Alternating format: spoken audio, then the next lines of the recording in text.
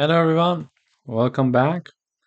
So now we're going to talk about the spacing between paragraphs. So this is what we have as a default value and default spacing for LaTeX in between paragraphs.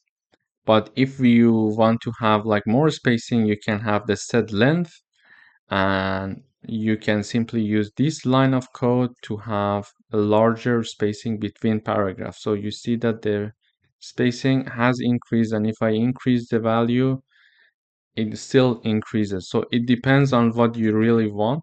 So in case that you're using, in certain cases, you would like to use spacing between paragraphs to be larger than what is actually there already, you can simply use this code. And this is the normal situation. And when I uncomment the line, you see that the spacing among paragraphs is larger, while the spacing between lines remains the same. Thank you.